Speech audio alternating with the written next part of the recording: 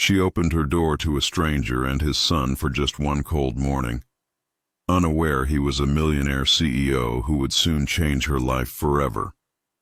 What started as an act of kindness turned into a second chance, a dream fulfilled, and a love story no one saw coming.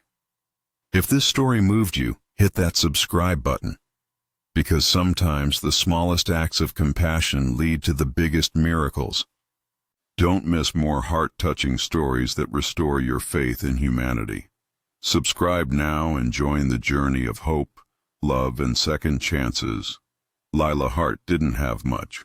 Not in her hands, not in her bank account, and certainly not in the small, drafty house she called home, but she had just enough to keep going. Every morning started the same way. Wake up before the sun, tug on second-hand clothes, boil a pot of instant coffee on the chipped stove, and brace herself for another long shift at the local diner. The house had once belonged to her grandmother, a woman who raised Lila on grit, kindness, and hot pancakes when life was bitter. Now it belonged to Lila, along with the unpaid taxes, the broken heater, and memories woven into every creaky floorboard. It was early winter, and the bitter chill had slipped through the cracks of her windows like an uninvited guest. She was pulling her coat tighter around her body, preparing to step outside to shovel a thin layer of fresh snow off the porch, when she heard the knock. It was soft, hesitant. Not the kind of knock that came from a neighbor asking for sugar or a mailman delivering a package. Lila froze, her breath catching slightly. Visitors were rare, especially before dawn. Her neighborhood was quiet, mostly older folks or empty properties, left behind by those who could afford to leave. She padded softly to the door and peeked through the frosted glass pane. What she saw wasn't what she expected. A tall man stood there, shoulders hunched, soaked to the bone. He held the hand of a small boy, maybe 5 or 6 years old, who was wrapped in a puffy jacket that seemed more fluff than fabric. They looked like they'd been walking a while. The man's hair was slicked from melted snow, and the boy's cheeks were red and raw from cold. The man looked up, and Lila saw tired eyes, haunted and wary, yet pleading. She hesitated. Every instinct told her to be careful. She was alone, young, vulnerable. But there was something about the way the boy leaned into the man's leg, trembling. Lila cracked the door open just a bit. "I'm sorry to bother you," the man said quickly, voice low but polite. "Our car broke down just up the hill. There's no cell reception and it's freezing. My son's freezing. We just need a place to wait out the storm until help arrives. Just an hour or 2. Please." Lila looked from the man to the boy. She thought of her grandmother, who never let anyone leave her porch hungry. She thought of the Christmas she and her grandma spent handing out food to the homeless. Then she thought of the freezing wind just outside her front door. "Okay," she said softly. "Just for a little while." She stepped aside. The man gave a gentle nod of thanks, leading the boy inside. Lila shut the door behind them and immediately directed them toward the couch, the closest place to the portable heater she kept running day and night. The boy's hands were like ice, and she wordlessly handed him the fleece blanket draped over the back of the couch. "I'll make some cocoa," she offered. "I don't have much, but it'll warm you up." The man helped the boy out of his soaked jacket and nodded again. "Thank you. Truly." Lila moved through the small kitchen with practiced ease. She found the last of her cocoa powder, poured milk from a half-empty carton, and placed a pot over the flame. As the milk warmed, she snuck glances at the strangers in her living room. The boy, now huddled under the blanket, had curls that framed his pale face. He looked around curiously, his eyes pausing on a photo of Lila and her grandmother that sat on the windowsill.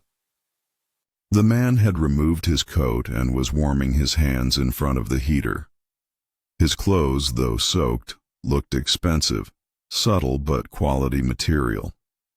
His boots were worn but clearly not cheap.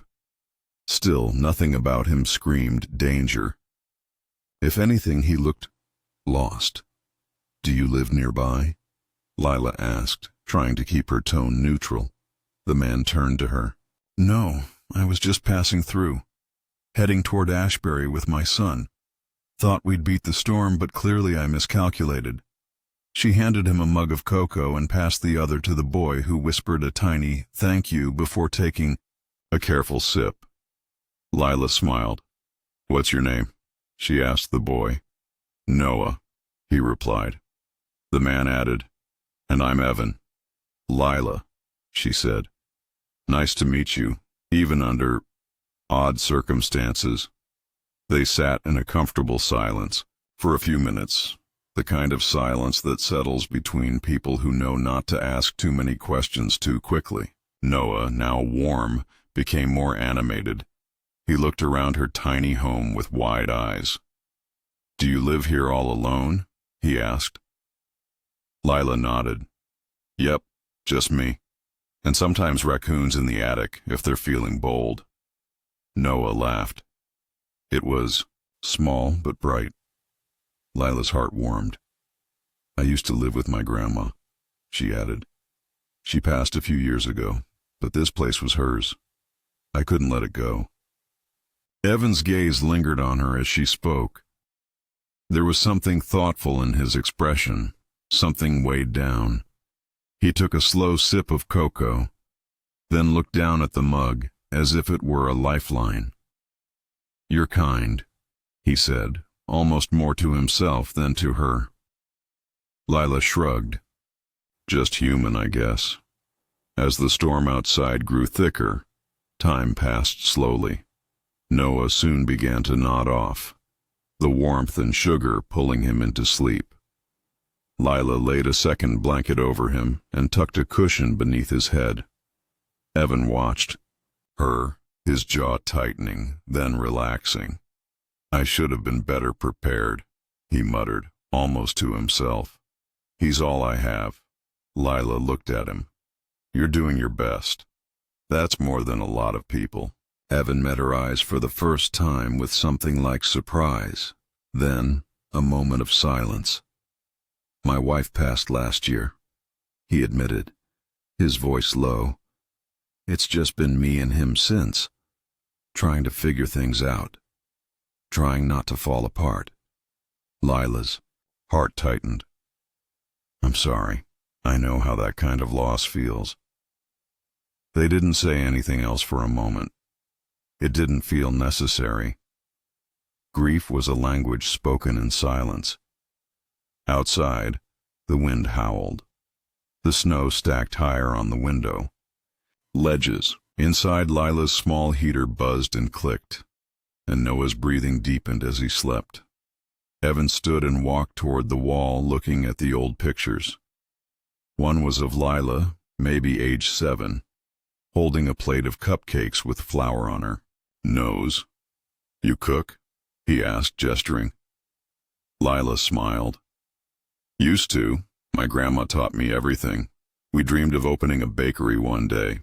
Life didn't exactly play along, but the dream's still there somewhere." Evan nodded slowly. "Dreams are stubborn like that." She raised an eyebrow. "You sound like someone who's had a few." He gave a faint smile. "Maybe I have. Maybe I lost a few, too." Before she could reply, Evan's phone buzzed on the coffee table.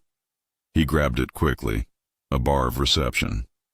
He tapped the screen, then turned slightly away to speak in hushed tones. Lila caught just a few words. "Tell the team I'm safe." "No, don't." "Alert the press." "Yes, I'll return tomorrow." She blinked. "The press?" But before she could ask, Evan turned back to her with a softened expression. "Roads are clearing. I'll have a tow truck here soon. I can take Noah and get out of your hair."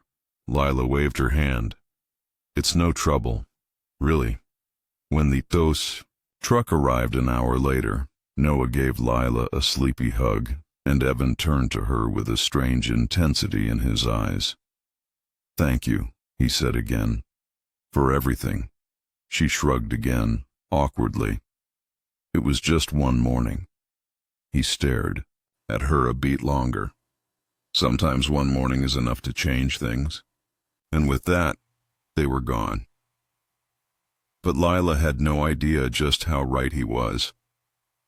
It had been 12 days since the stranger and his son had knocked on Lila Hart's door, and still she couldn't quite shake them from her thoughts. Every time she made cocoa, she thought of the boy, Noah, curled up on her couch, cheeks flushed, legs tucked under the blanket as he shyly smiled and thanked her with sleepy eyes. And every time the wind howled outside or she passed the broken heater near the door, she imagined the tall man, Evan, standing silently beside it, trying to hide his exhaustion behind polite nods and quiet gratitude. There was something about that morning that had lodged itself inside her, something that hadn't left even when they did. Lila didn't have time for daydreams. She had bills to pay, 2 shifts to cover, and a leaking roof to deal with. But even as she wiped down counters at the diner or refilled chipped mugs for truckers, her mind occasionally wandered back to Evan's face. It wasn't just his looks, though. He was undeniably handsome in a quiet, weary sort of way. It was his presence, his restraint. The way he had spoken to Noah with patience and gentleness, even while cold, stranded, and uncertain. There was something different about him, something unplaceable. And then there was the way he had looked at her house, not in a judging way, but with a kind of longing, as though her modest, crumbling little world reminded him of something he'd lost, or maybe something he'd never had. She never expected to see them again. It wasn't like they had exchanged phone numbers or addresses. He hadn't even given a last name. It had been one morning, a strange, beautiful blip in a hard, predictable life. And so Lila tried to forget, or at least tuck the memory away somewhere soft and warm. That was until the white SUV pulled up outside her diner. It was a crisp, sunny morning. Lila had just begun her breakfast shift, frying eggs and flipping pancakes behind the counter of Daisy's diner, when she noticed the vehicle. Clean, expensive. Not the sort of car that showed up in her rundown town, let alone parked across the street from the cracked sidewalk and boarded-up storefronts. A man stepped out, tall, familiar, wearing a navy coat with the collar turned up. For a moment she thought her eyes were playing tricks on her, but then he stepped closer and her heart skipped. Evan. He didn't look frozen or weary now. He looked composed, confident even, still quiet, still serious. But this time there was no storm clinging to his shoulders, just calm and intent. Crossed the street, pushed open the diner door, and offered her a small smile. "Morning," he said. Lila blinked. You came back." He nodded. "I said one morning could change things." She stared at him for a moment, half forgetting, the spatula in her hand. "Did your car break down again?" she asked, partly teasing, partly stunned. "No," Evan said, stepping up to the counter. "This time I came on purpose." She looked down, flustered, then turned back to the griddle. "Coffee? Please." She poured him a cup and set it in front of him. He took a slow sip, eyes never leaving hers. "I wanted to thank you, properly." "You already did," she replied, unsure what to make of this sudden reappearance. He reached into his coat and pulled out a small envelope. Not really. What's that? She asked, wary. An invitation, he said. Lila dried her hands and took the envelope cautiously. Inside was a simple card. It read, "You are invited to breakfast. My treat." Location, the Blue Terrace Cafe, Ashbury Heights. Date, tomorrow time, 9 a.m. Evan. She stared at it, blinking. Ashbury Heights?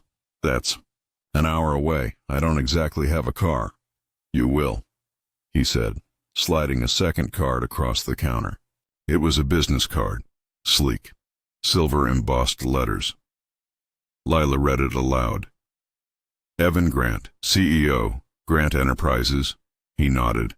Her mouth opened, then shut, then opened again.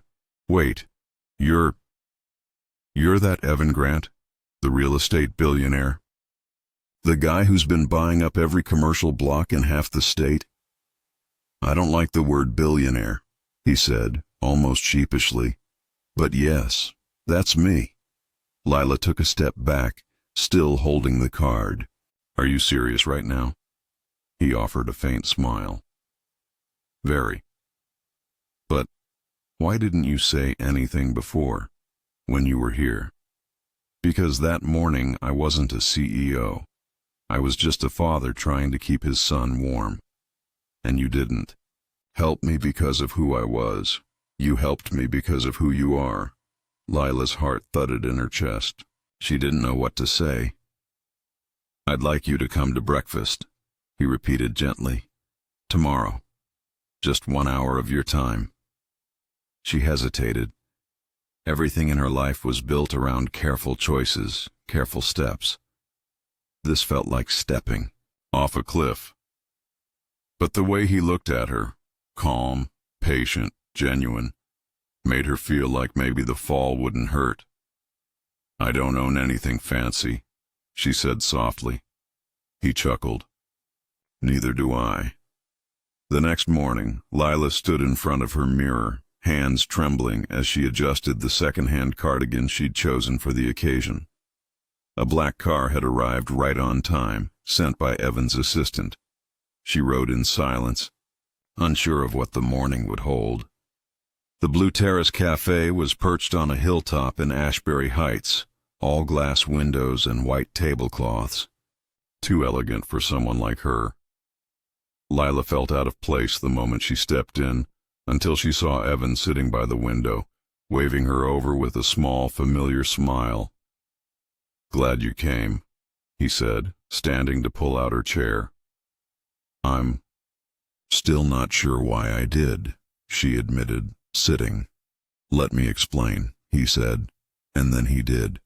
He told her about his wife, Sarah, who passed suddenly from a brain aneurysm, how he went from a man consumed by business to a father barely able to hold it together, how in trying to outrun grief, he had loaded Noah into the car and driven through the countryside with no destination in mind.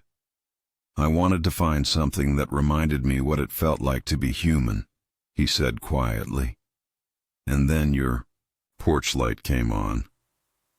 Lila didn't speak. She just listened. You didn't just warm us up, he continued. You reminded me what kindness looked like without conditions. You didn't ask for anything. You didn't judge. You just gave. She swallowed hard. I've had nothing for so long. It kind of forces you to learn what really matters. He smiled. That's exactly why I wanted to see you again. Because I've spent years surrounded by people who only want what I have, not who I am. And you reminded me that good people still exist. The waiter arrived and they ordered. As they ate, Lila gradually relaxed. Evan wasn't trying to impress her with wealth. He didn't mention cars or companies or investors. He asked about her life, her dreams, her grandmother, her cooking, her dream of opening a bakery. I remember the photo, he said. You, maybe 7 or 8, holding cupcakes like they were gold. She laughed softly. They were. It was the first time I didn't burn them. He leaned forward. What if I told you I could help make that dream real? She blinked. What? He pulled out a small folder from his briefcase and placed it on the table. There's a space on Oak and 12th. I bought it last year. It's been sitting vacant, but with a little work, it could be something special. A bakery. Your bakery. Her hands trembled as she opened the folder. Inside were blueprints, renovation outlines, a financial plan, a key. I want to give it to you, he said simply. The startup, the space, everything. You run it, you own it. All I ask is that you promise to keep doing what you did for me that day. Give people warmth when they need it. Lila's voice was barely a whisper. Why me? Evan looked at her like it was the most obvious answer in the world. Because you opened your door when no one else would. And in doing so, you opened something in me I thought I'd lost forever. Lila didn't sleep much the night after her breakfast with Evan. Her thoughts buzzed like static, bouncing between disbelief and wonder. Was it real? Had she truly been offered the chance to own her own bakery? She stared at the folder he'd given her for hours. Blueprints, permits, a lease agreement already marked paid in full, and a glossy key resting in a velvet pouch. It felt like a dream made tangible, one she never thought would belong to someone like her. In her world, dreams were things you shelved for later, after bills, after surviving. No one gave you keys to them on silver trays, but Evan had, and more than that, he hadn't made her feel like a charity case. He had spoken to her like someone equal, someone valuable, someone seen. Over the next few days, the neighborhood buzzed with rumors. Lila had kept the details to herself, not wanting to draw attention, but people noticed. The empty storefront on Oak and 12th that had been boarded up for years suddenly had construction workers arriving, fresh paint being delivered, and a bright banner hung across the front. Coming soon, Heart and Hearth Bakery. Some asked questions, some whispered.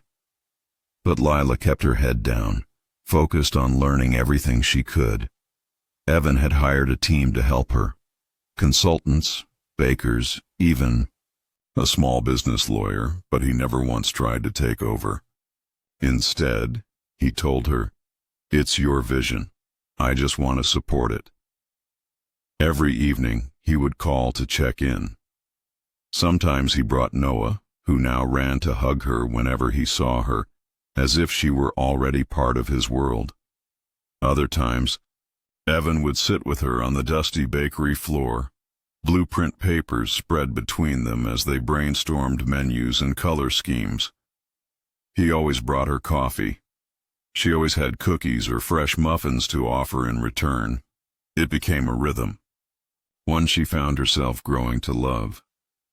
But with the joy came fear, too. Deep inside, Lila couldn't shake the feeling that something this good couldn't last. She wasn't used to things working out. Life had always taught her to brace for disappointment.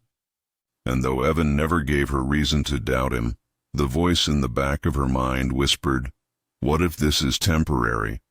What if it disappears like everything else?" Then, one morning, a man in a tailored suit arrived at her front door, holding a leather folder and a sealed envelope. He introduced himself as part of Grant Enterprises' legal team. Lila's stomach twisted. She feared it was bad news, that the bakery deal had fallen through, or that Evan had changed his mind. Instead, the man handed her the envelope and said with a smile, "Mr. Grant asked me to deliver this personally. And this," he tapped the folder, "is something else he wanted you to see." Heart pounding, Lila opened the envelope first, It was handwritten in neat, blocky cursive. Evan's handwriting. Lila, I hope this letter reaches you with the same peace you gave me on that cold morning weeks ago. I've thought long and hard about how best to say what I feel, and I decided words written by hand, words I mean with all of me, might say it best. I grew up thinking success was measured by what you earned. Titles, power, prestige. I chased those things until I lost the most important person in my life. My wife, Sarah. Her death broke something in me I didn't know how to repair. I became a man trying to stay in motion just to avoid falling apart. I was failing Noah. I was failing myself. And then, one stormy morning, your porch light changed everything. You didn't see a broken man. You saw a father. You saw a child who needed warmth, and you gave it freely.